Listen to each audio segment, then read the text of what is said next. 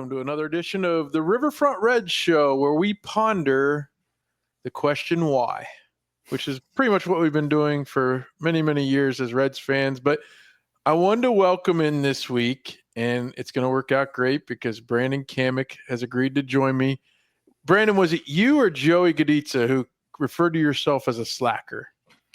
It wasn't me. I've certainly been called that in the past, but I'll give Joey credit for the name for this purpose. So as we do every week, we talk about the Patreon group, which we'd love for anybody that wants to join. And if you're in that group, you get to join our Slack channel. And so the idea that we're going to have some slackers on from time to time, and we're going to talk some Reds baseball. And listen, Brandon, I'm going on vacation in a few days. I leaned on you a little bit this week. You basically came up with some ideas of what we could talk about, and I ran with it. So the slackers have taken over the channel today, and I appreciate you for stopping by. Yeah, it's, if anything, I can be a bit of a walking advertisement for that Slack channel. If anybody's interested in jumping on, it's just a really good community. Misery loves company, so Slack's a good platform for it. It's great. It is great. We keep it just down the middle as far as we want to talk about the Reds. We've got some other channels on there, but certainly talking about the Reds is a big deal. And obviously, if things aren't going well, we express sadness or anger, as it were, sometimes. But you don't get some of the vitriol that you get in some of the social media circles. But speaking of, Brandon, the idea that this season has been a complete roller coaster. There's never, to me, people are joking all over the socials about, well, they eliminated the peaks and valleys, and that's referring to saying, well, they're just bad or just meh. But to me, the idea is, like, this whole season has been a peak and a valley. Like, 1 minute you're as down as you can be, and then the next minute we're happy, and then literally 30 seconds later it's bad again. Yeah, it's just over the I get the peaks and valleys conversation, because over the long term they never can seem to gain any traction, but they always kind of pull you back in just enough to make you think that they can do something. But I know, right? The last couple of days are a perfect example of that. Night before last, TJ Friedl has play of the year, robs the home run to finish the game. You think, like, maybe that's a turning point, and then they just lay an egg today. So I think that just encapsulates the modern Reds.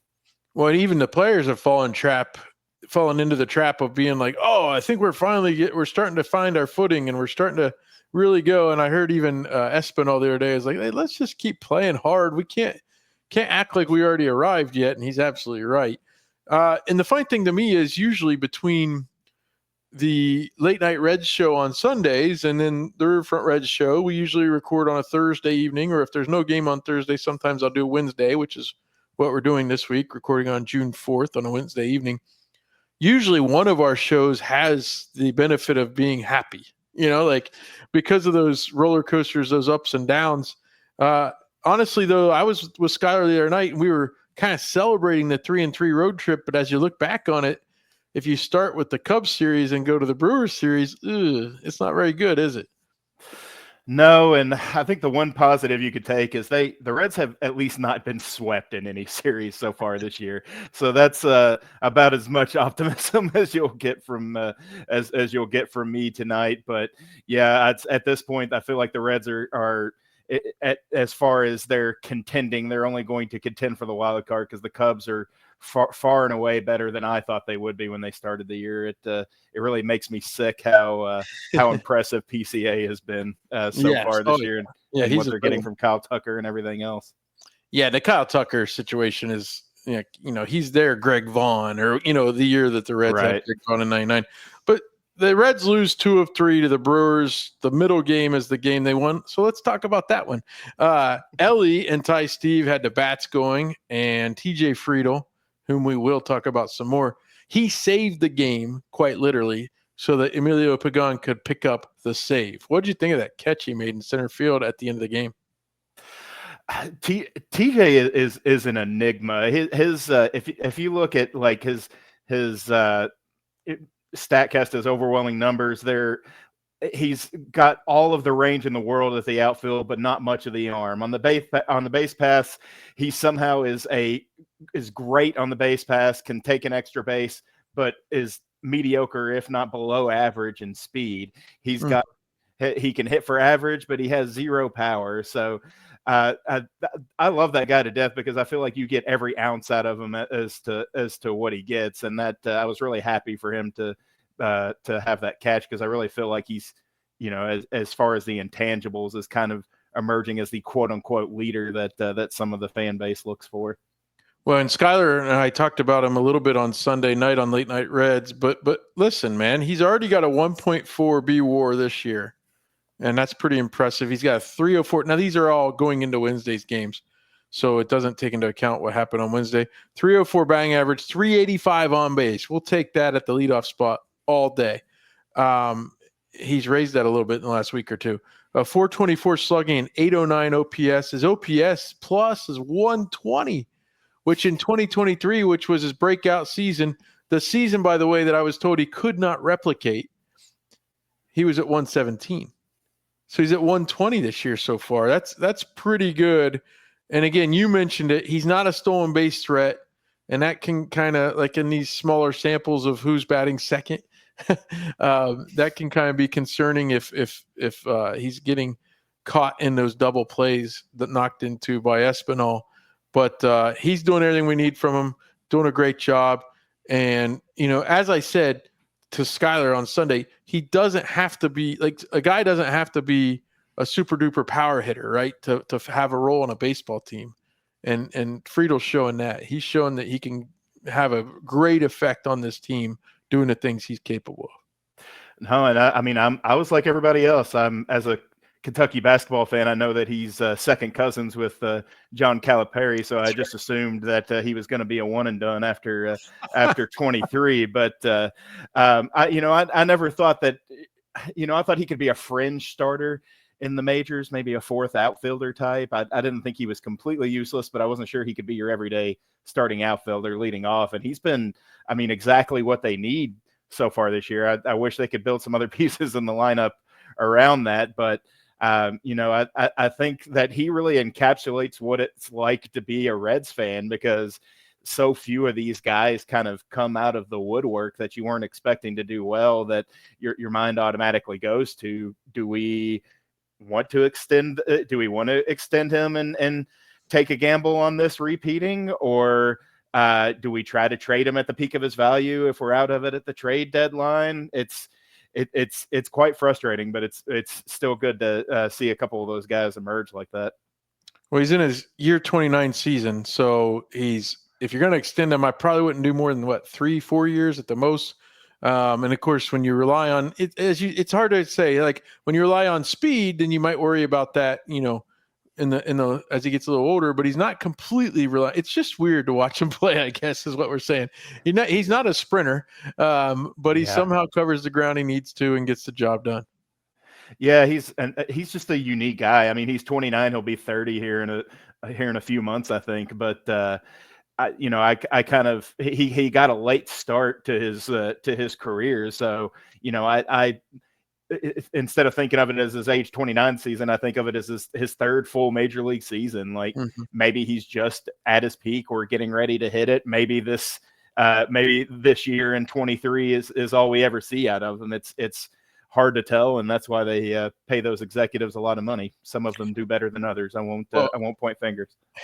His story is really amazing too, though, because he didn't even realize he was draft eligible the year the Reds got him, and they didn't draft him. They waited till the draft was over, and then they went over and said, "Hey, you're eligible to leave Nevada," and they worked out a deal. They beat somebody else for him, and I've always enjoyed that story. Now they lose the rubber match 9-1 this afternoon as we record on Wednesday. This stuff keeps happening, Brandon, and part of it is the bottom of the roster. And, Monday night, the wrong guy, according to most people on talk radio, was at the plate to end the game. And then today, I'm sorry, Connor Joe, but you're starting in left field today. I don't know. You didn't sign enough players. You didn't trade for enough players. If Austin Hayes stayed healthy all this year so far, and I suppose if CES was still healthy and if Candelario actually did anything, and was healthy. I suppose the glaring weakness that is left and right field for the most part wouldn't be as glaring because you'd probably be playing some of these other guys out there more often. What are your thoughts as a Reds fan? I know you're not on these shows as often as I am talking about the same thing all the time, but what's your thought as a Reds fan about, the bottom of the roster, and obviously these injuries are coming back to bite them? I feel like it's been broadcasted for a while that this would happen. Like we mentioned, I had mentioned on the Slack channel, I think the Connor Joes of the world. This is a roster full of last guys on the bench. Connor Joe is a fine last guy to have on the bench. Santiago Espinal is a fine last guy to have on the bench as a utility player. But they've got these guys in positions where they're going to be playing, or starting half of the games, if not more. And it should be easy to see coming.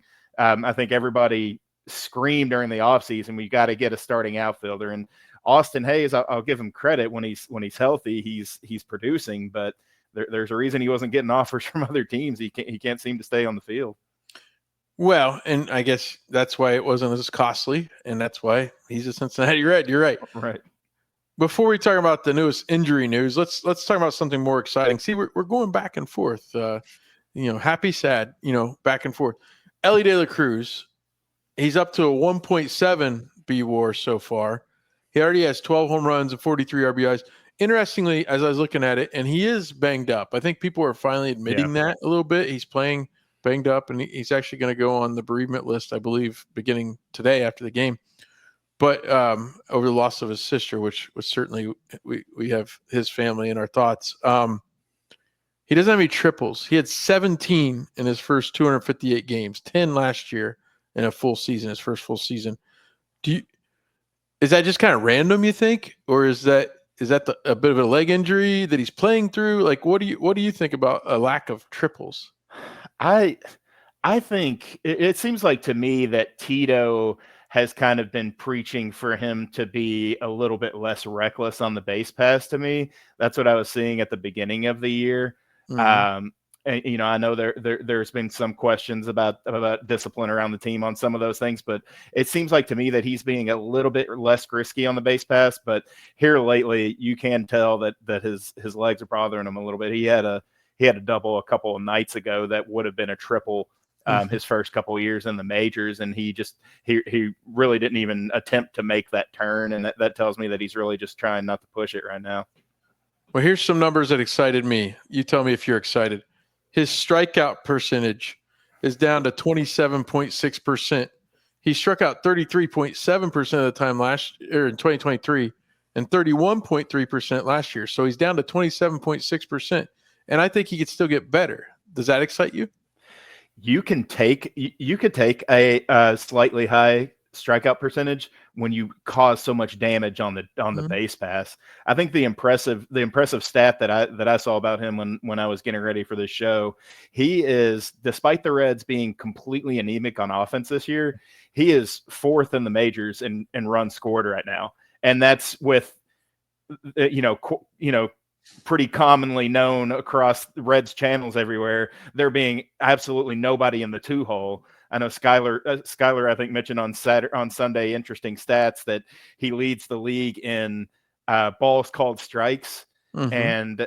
And what was the other stat? He leads the league in something else like that. That's negatively favored, but he's played the most games in the majors so far. He's top 2 or 3 in the at bats.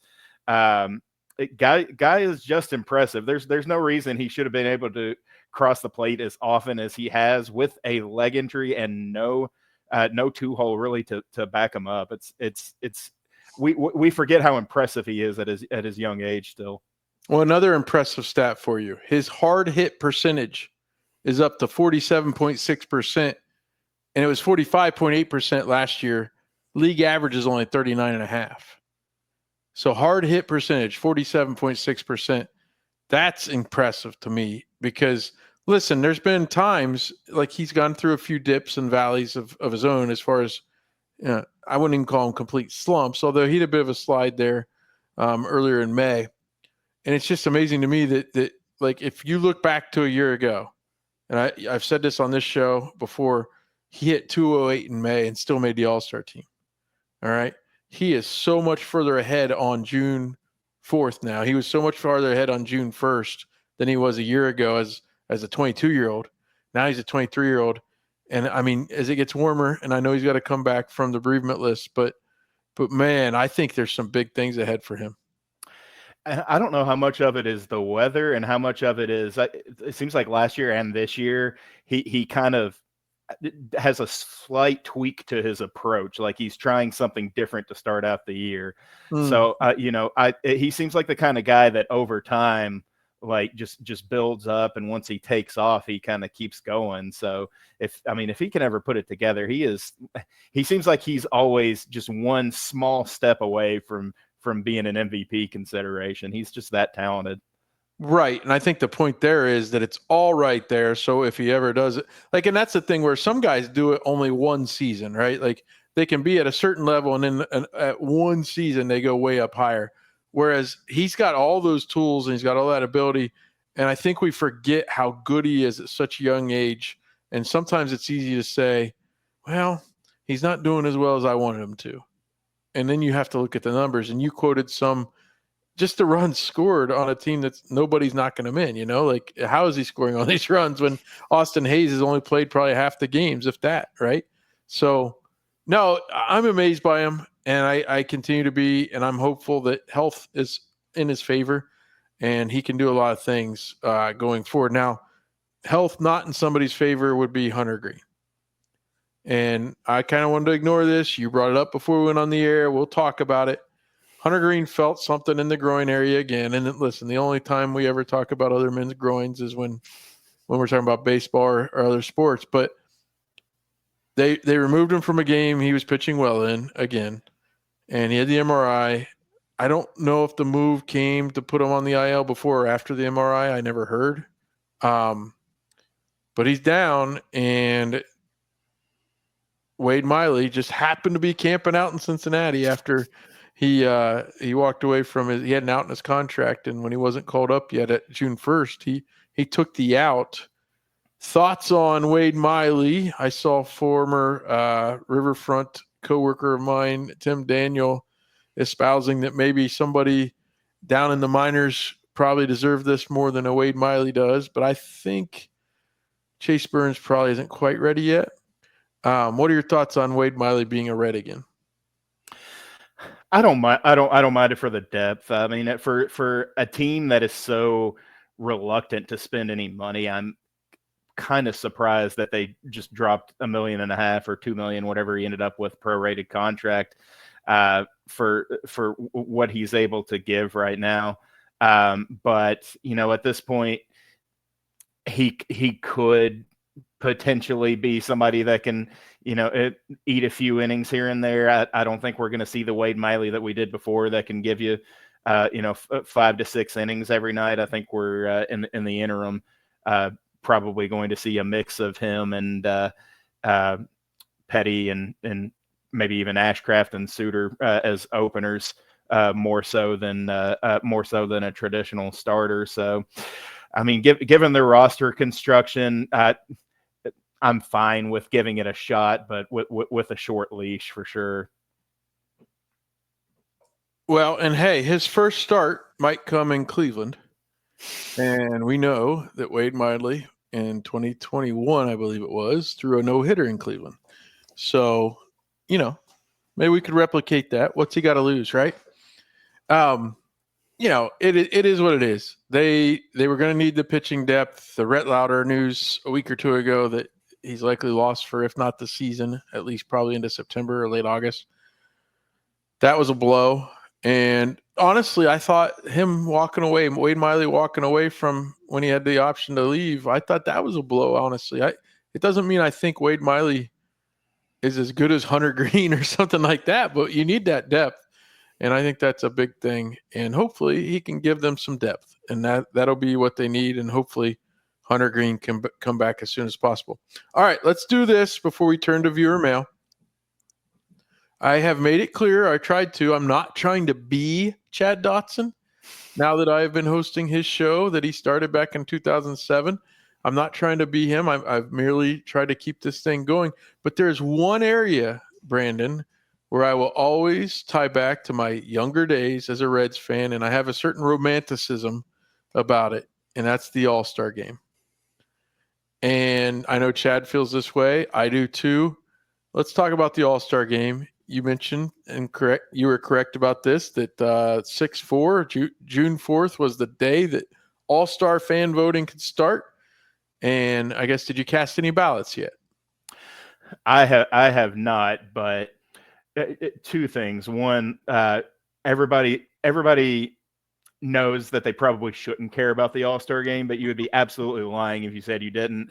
Anybody that grows up a baseball fan loves just seeing your guys represented on the field with all the other greats in the game. And number two, tying into that point of seeing your guys on the field, they have got to get back to wearing team jerseys in the All-Star Game.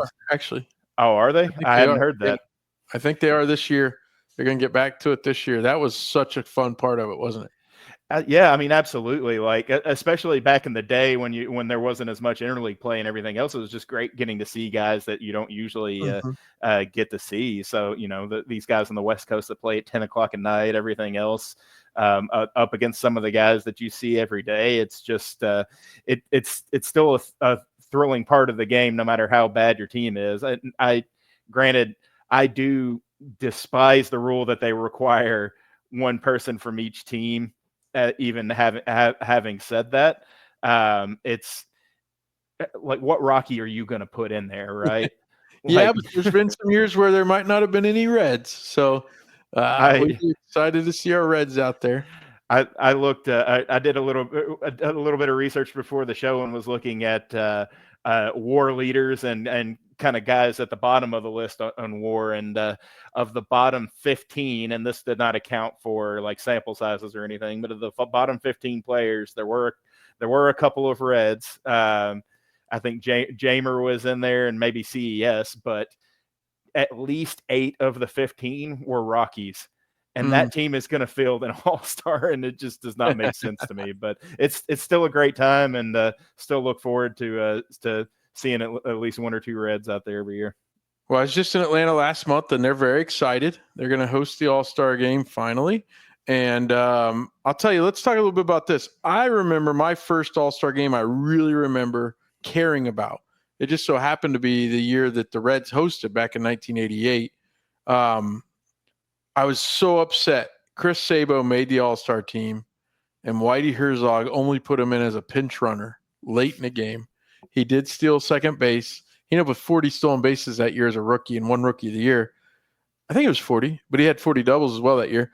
And that was fun to see him steal the base, but I was kind of ticked off, even as a little kid, that he did not get to play third base. I thought that was as important as getting to run, and he didn't get a bat either. So what was your first – do you have a first memory of the All-Star Game? This is kind of random, but so my uncle, growing up, my uncle was a scout for the Baltimore Orioles, and when I was really young, I didn't understand what that was, and I thought that a scout was the person who chose the people for the All-Star Game. Oh, and growing up, I was just from day one a gigantic Junior fan.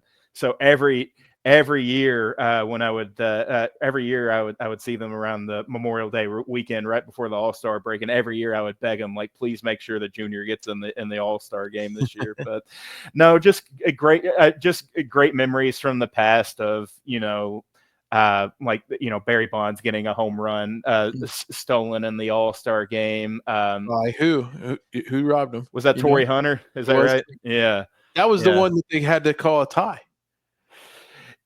That they've changed the rules over the years so often that I'm not sure how I prefer it, but it's still the most competitive All-Star game of any professional sport, and I think that's what makes it the most fun. Actually, and it's interesting too, because when you put starting pitchers out there and you tell them just to throw for 1 inning, like I remember even the Brad Penny back when he started for the Dodgers and he was the starter of the All-Star Game, he was throwing so much harder in that 1 inning than he would in a full start. In 1989, the year after my first big memory, I remember. So here's the crazy thing. I was at my aunt and uncle's house for 3 or 4 days. I don't know if my parents were out of town or whatever.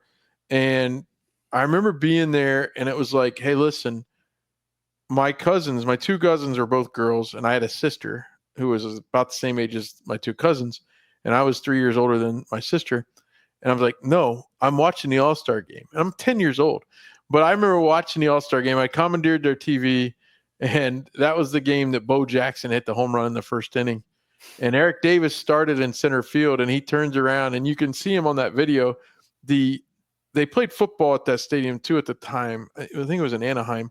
And he turns around, and all they have is that tarp, that's kind of like what we know as the batter's eye today, right? And that ball just lands way up in that tarp, and Eric Davis is standing there just looking up at it with his high-top Nike spikes on and all that. But I'm like, well, I like Bo Jackson, but I got to see Eric Davis too, so. I was I was born in '87, so I was just old enough.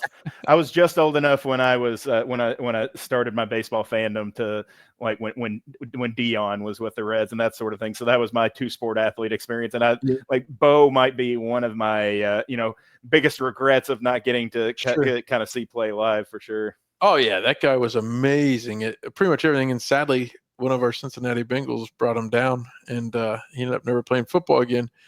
I was very upset in 1998. So you would have been about 11 then.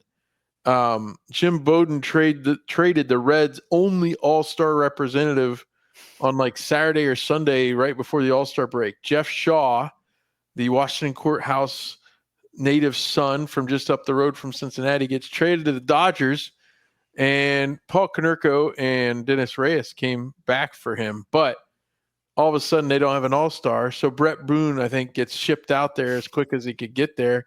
And Jeff Shaw actually put on a Dodger uniform for the first time as an all-star and never got to, he didn't get to wear the Reds uniform as an all-star. So that was, that one made me upset. I don't know why, but that reminds me of Yasiel Puig getting thrown out minutes after he was officially traded. So guys that aren't official Reds anymore just make a lot of news apparently. Sure.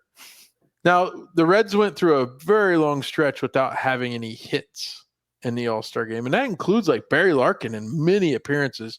And then I think Ron Gant and Reggie Sanders both went without a hit back in '95 in the All-Star game, and we're talking all the way into the aughts.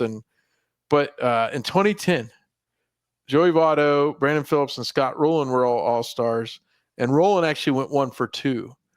And I don't know if you remember this, but they had Brandon Phillips mic'd up in the dugout, and there was a hit to right field, and Rowland was, I looked at some of Rowland's numbers. His really good year was 2010 with the Reds, right? Like he put up real numbers that year. And the rest of the time in 11, 12, and 13, it really wasn't quite as good. He did make the All-Star team in 11 as well. But he wasn't that young in 2010 either. And yet he went first to third on a single to right. And Brandon Phillips is mic'd up in the dugout yelling, hey, that's what we do in Cincinnati. We go first to third. And I'll never forget the excitement of that, and that was the year that the Reds obviously ended the drought from 1995 to 2010, making the playoffs. Do you remember that one? I do. And that's just part of what makes the All-Star game so fun. Cause you have a mix of guys are, for the most part, giving it some effort, like making a competitive game on the field. You don't see that with any other sport. Like the NFL and the NBA All-Star events are just absolutely dreadful to watch. Yeah. But yeah, anytime Brandon Phillips gets on a microphone, I'm going to listen, whether I'm scared of what he's going to say or entertained by it. He was definitely a fun one. And then Scooter Gennett hit a home run in the All-Star game. That was pretty cool too. Was that the same year he hit the 4 home run game? So the Reds have done some things. I also remember Jack Armstrong started the All-Star game back in 1990. I might be the only Reds pitcher in my fanhood time. I don't know if Mario Soto ever got to it. I'd have to look that up. But Jack Armstrong, I think he had like 11 wins at the All-Star break, and Jack Buck did the call, and he's like the All-American boy, It's like he didn't have much of a career after that, but he certainly did his part for the 1990 wire-to-wire season. So he got rewarded with an All-Star start. What, I guess, do you have any other All-Star memories before we move on? No, it's just always a fun event to watch. I'm glad to find out tonight that they're bringing the jerseys back. That was my that was my big sticking point. But man, there's nothing more fun than anybody who plays MLB The Show or anything like that, jumping on a simulation of the All Star Game and just being like, man, I've got 10 just legitimate aces in my bullpen right now. Like, this is crazy. Yeah, there's the GIF of Votto touching his hat. It might have been when the All-Star Game was in Washington D.C., but he's on the line getting introduced, and he's like this, and it's like, oh, that's the introductions of the All-Star Game were Top like notch. must-see TV when I was a kid. In fact, these last couple years with sporting events for my kids and different things happening and things like that, maybe I'm not like parked in front of the TV when the All-Star Game starts. And it really makes me sad to think that it's either not as important to me anymore, or maybe it's just not as important as an event anymore, the All-Star Game itself. Because you're right. I think when they started interleague play, it changed a lot, right, as far as the meaningfulness of it. And, of course, obviously Pete Rose in 1970 in Riverfront Stadium taking out Ray Fosse and I believe extra innings. Like who would do that now, right? I mean, well, like marketing in baseball used to be so much better. So, like, I really feel like you used to the average person, even people that didn't follow baseball, could name a handful of sluggers that you were excited to see that you might not get to see every night. Now there's kind of more immediate access to a lot of games, and there's guys coming up that the average baseball fan's going to know, but not necessarily many people outside. So, if you asked my wife right now, she might be able to name two guys in baseball, and I'm sure she would recognize more faces from the late 90s, early 2000s, that sort of thing. Well, what do you think as far as Reds this year, who deserved to be on the All-Star team? Hunter Greene was a sure thing before the first IL stint, and now he's back on there again after only his third start back. I don't know that he can come back and recover in time to make the All-Star team. And I don't know, maybe as a Reds fan, if I want him pitching in the All-Star game, I'd rather make sure he's healthy. So I guess then you go to Elly, right? And the numbers we already quoted and the fact that he's already heated up a little bit. But who do you think would be good representatives this year? Elly is the answer in terms of who has the best chance, just because of his star power, and he's putting up stats, and shortstop isn't quite as deep as some of the other positions. So I would love to see a TJ Friedl get a shot at something like that, but outfield is so deep in the National League right now with Tatis and Corbin Carroll, the two Cubs, a few different guys that I would like to say he's deserving of it, but I'm afraid he's too far down the depth chart to really get a good look. Well, we're going to have a nice transition here because we're going to go into viewer mail, but we'll talk about somebody who maybe should be able to be an all-star as well. Viewer mail comes from our Patreon group and our Slack channel, as we talked about earlier. If you want to be a part of our Patreon group, go to patreon.com/riverfrontcincy and sign up today. I put the bat signal out every week that I'm going to host a show. I put the signal out. You're usually in one of these, but now look at you, man. You're on the air. You're on the screen. So you did not send one in today, but Kyle Kapler's, he was the first one in, and he asked a question that's going to help us decide whether we think this guy should be an all-star as well. And the question is Abbott the number 2 in the rotation order? I like him more than Lodolo. So let's answer Kyle's question, and then we'll talk about Andrew Abbott, potential all-star. What do you think? I think you could say Abbott has had the better first half. Definitely. He's been phenomenal so far. In terms of who is the number 2, quote unquote, who's your number 2 guy going forward, I still think that's Lodolo. Lodolo is still able to pitch a little bit further into games than Abbott is so far in his career. Lodolo's walk rate has come down a little bit, and that's a a notch below what we're seeing for Abbott right now. So I think we will probably see a little bit of regression from Abbott, where I'm pretty confident that as long as Lodolo can stay healthy, that he's going to build on what he's worked on. So Abbott, I wouldn't be shocked if he was in consideration for the All-Star team. He's been very impressive earlier this year. I want to say he's already up to 2.5 or 3 WAR or something like that on the year so far. But in terms of, in terms of the go forward, I think Lodolo is the guy. I think Lodolo is, like, if you were looking at it if you're rating like for college football or something, you'd say Lodolo has the higher ceiling. He's got more stars, whatever. But boy, Andrew Abbott, for the most part, when he's been able to stay on the mound, has been pretty consistent. The last 5 starts before today, which that might change some minds today. He didn't have it today, gave the long ball, but the last start, he went 7 innings on May 30th, and he only gave up 1 hit in those 7 innings. His ERA in the month of May was 0.55, and I don't know how he didn't get consideration for NL Pitcher of the Month. Robbie Ray won it with like a 1.24 ERA for the month, and I know ERA is not the only thing, but he also got wins. Andrew Abbott did in 3 of his last 5 starts. So pretty impressive to me for Andrew Abbott. And I was a little low on Lodolo coming into this year because of what we had seen. And I will admit, as I have earlier in the spring, that I think the fact that, as he talked about a lot, the fact that Lodolo felt like he got to actually work on pitching, getting ready to be a pitcher this year, instead of just doing some form of rehab from an injury, I think that's very valuable, and I think it's good. But I think Abbott's probably more steady, right? And so I'm glad we have them both, I guess. But Absolutely.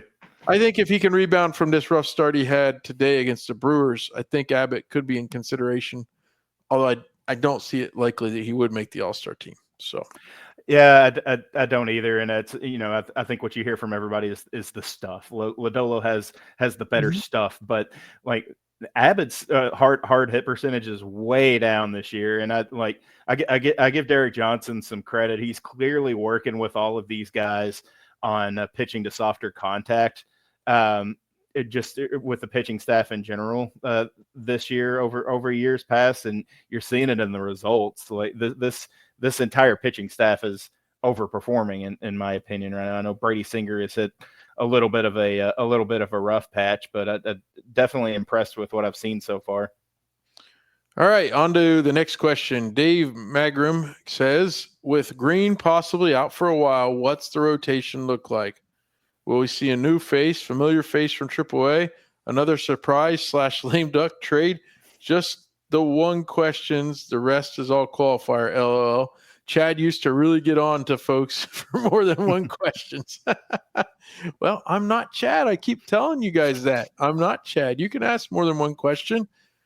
The rotation, I guess, I don't know. Wade Miley got into the game today, right? So, but he presumably hadn't really thrown as much since opting out back on the 1st. So does that mean that just kind of was his day to throw, and he's still going to start the first game of the Cleveland series, or will he not be pitching that day?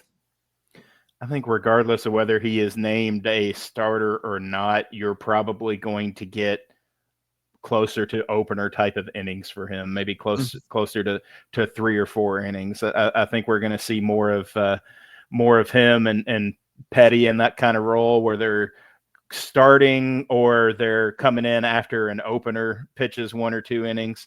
And we'll probably see more of him and of those two, Suter, Ashcraft, that sort of thing, getting anywhere from 2 to 4 innings at the beginning of the game. That is my assumption, and that seems to be the way that it shakes out. I am not excited by that prospect, but that's what I see in the short term.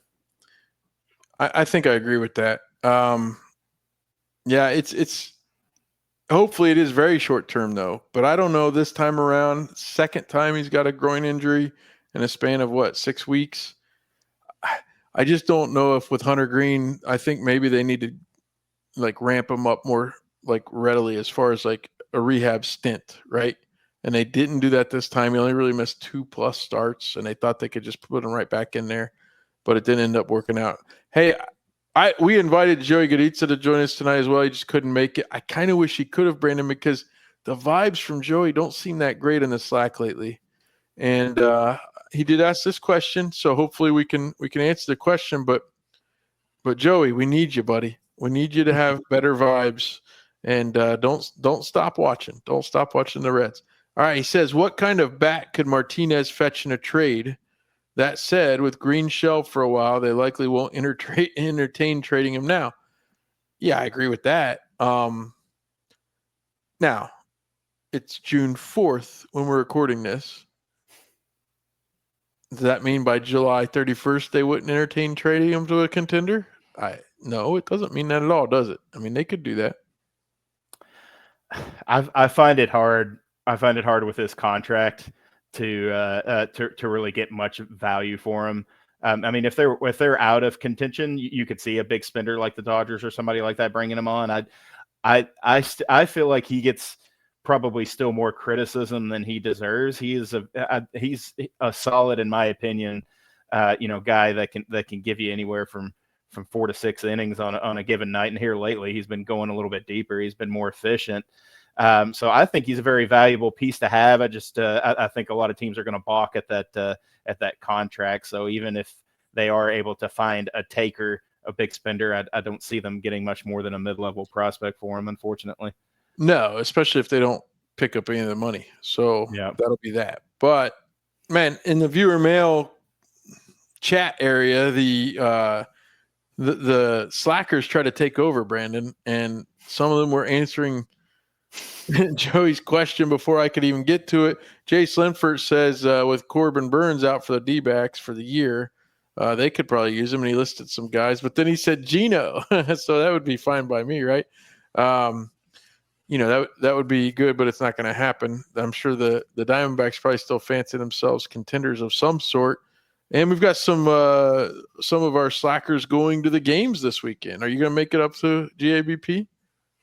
Not this weekend. I usually make it for 2 or 3 games a year. I've got a 4-year-old, so whenever the next like mascot story time or whatever it is, we'll probably make it up for one of those. But no, I'll always enjoy going to the ballpark, and I did see all the back and forth from everybody, and I would love to get one of those guys from the D-backs as well. I think if the Reds swing a deal, we're going to see it be more for moving pitching for hitting for somebody that's out of contention. I think somebody like the Orioles is probably a good matchup for the Reds. The Red Sox are starting to fall out of it a little bit. You start hearing some rumblings about because they're very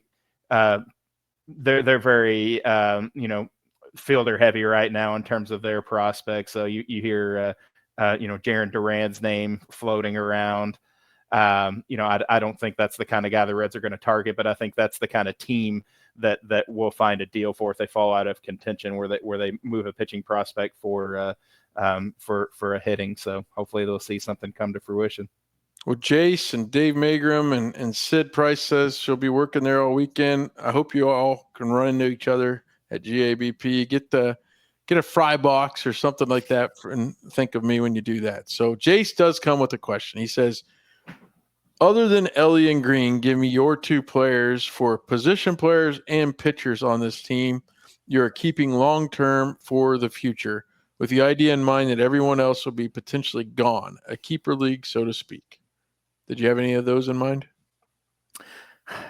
Jace, I'm glad that you asked that question, but I'm also it also made me depressed when I tried to come up with 2 names on the position player side, because it made me realize how kind of bleak the future can look a little bit there. But on the pitching side, I think your number 1 pick outside of Greene and Elly is Chase Burns right now. He's young. He's firing on all cylinders. I know he hasn't proven anything yet necessarily, but he would be my number 1 guy of the guys left going forward. And then your number 2 is having to flip that coin again, like we were talking about with Lodolo and Abbott. Which one do you see the most value out of going forward? And I could buy either argument. And like I said before, I'd probably side with Lodolo, but I think the group of those 3 guys is who you pick 2 from on the pitching side.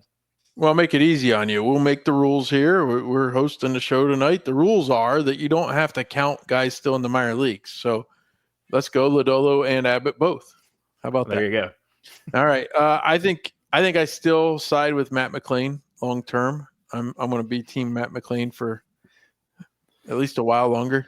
And then I know I wouldn't mind seeing a shorter extension for Friedl like we already talked about, but I think Tyler Stevenson is the guy you want to help build around. If you're telling me Elly and Hunter are already there long term, and then you're telling me I get 2 and 2, I think I go Tyler Stevenson, but be strong at the catcher position and up the middle with Elly and McLain together.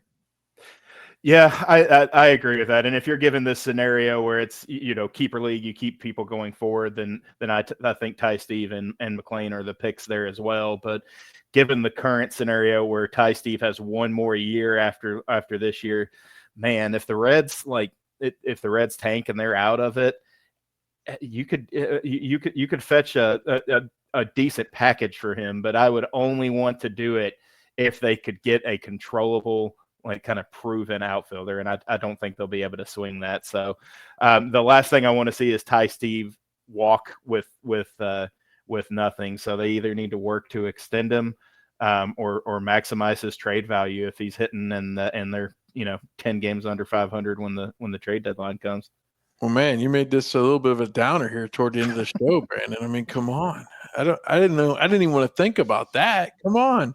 No, I don't know. You're right, and you wonder about the signing of Trevino, right? They gave him the extension, and obviously you need 2 good catchers. So that's not what I'm saying, but you wonder if they had a little foresight, saying, "Well, we're staggering these guys to with what we have left on the books, right?" So if they had to part with Tyler Stevenson, at least they would still have Trevino, I guess, right? When you work with a team that refuses to spend money and refuses to trade prospect capital, you have to kind of think outside of the box a little bit. And I think that's why my mind goes there. Ty Steve, I love him and I would love to have him long term, and catchers are not a dime a dozen by any stretch of the imagination. They're hard to come by, but if they're going to improve this team and they're not going to spend money to do it, those are the kind of decisions that a good GM has to make over time. We've seen too many guys that were traded well after the peak of their value, and we just didn't get what we needed out of them. Yeah, but it is really sad at the end of the day that we as fans have to start thinking that way, and I mean, that's what made it so sad even in 2023 here. And we'll only have Elly for 6 more years. It's like, come on, let's enjoy him while we're watching him and wish we can wish. Hope might not be a strategy, but I'm allowed to wish as a fan that they would actually do something. And Griffey got the bag in 2000. Votto got the bag around 2010, 2012, whenever it was. We're overdue for another big contract. So they do it every now and then. Maybe Elly's the guy. I'm not completely sold off that they can't do something with him eventually, but I do lean on the pessimistic side as it comes to giving out too many of those deals. So I hear you. It's just the last thing that I want is to let a talent like that walk. So number one, I'd love to see him there long term and producing, but we'll see what happens. I don't want to be negative and throw that bad juju out there, but that's just how we think a lot of time as Reds fans. It sure is. Well, hey, before we say goodbye, let's remind the folks out there they can use the code Riverfront on their first ticket purchase through SeatGeek, and you'll get $20 off. That's helped many a slacker in the Patreon group enjoy some tickets to a game or a show or something like that and get a bit of a discount. That helps the Riverfront as well. And as we mentioned already, patreon.com/RiverfrontCincy. You can join this group. If you do join it, I'll keep tabs on it as much as I can, and you can be added to our Slack channel to talk Reds all the time. Anytime you want to dive in there and chat, there's usually people engaging in some sort of banter back and forth. Follow us also on Twitter at Riverfront Cincy. Instagram and Facebook are the same. Tell your friends all about us. Brandon Kamek, thanks so much for taking some time today and co-hosting with me. And the first of our slackers joined the Riverfront Reds Show series. What did you think? Did you have a good time? Yeah, I had a good time. Thank you. It's always like talking to the Reds, and this has just always been a great community of folks who are reasonable. We don't have folks that are way too pie in the sky, and we don't really have folks that are consistently negative all the time. It's good to find a middle ground, because that's what I try to hit. That's great, and I appreciate it so much that you took the time this week, and we'll try to make this a regular occurrence. And hey, you can always say, "I was the first." I mean, you've got that going for you. I've been called a big slacker before, so it wouldn't be the first time. Well, hey, so to catch you up to date, here's Late Night Reds comes your way Sunday at 9 p.m. Please dive into the comments there. Let Skylar and Ben know that you appreciate the show and what they're doing there. It's usually fun on there as well. And then Skylar's going to host the Riverfront Reds Show next week as I take a bit of a family vacation. And I'm not going to tell you where, because I don't want any of you showing up. I don't have room in the condo. So thanks so much. The last time I said where I was going on vacation, I ran into Sid Price in Disney World. So you got to watch what you say. I am not going to see the mouse, not this time. So we'll be okay there. Well, hey, thanks so much, Brandon, for joining me. Hopefully the Reds can get back on track, and certainly best wishes to Elly, to Cruz, and his family here this weekend. Hopefully he can come back soon as well. Brandon, thanks so much again. Thanks, Seth. Well, for Lisa Alberto Bonilla, we'll keep that alive. I am Seth Shaner. I've been with Brandon Kamick. Thanks so much, and so long, everybody.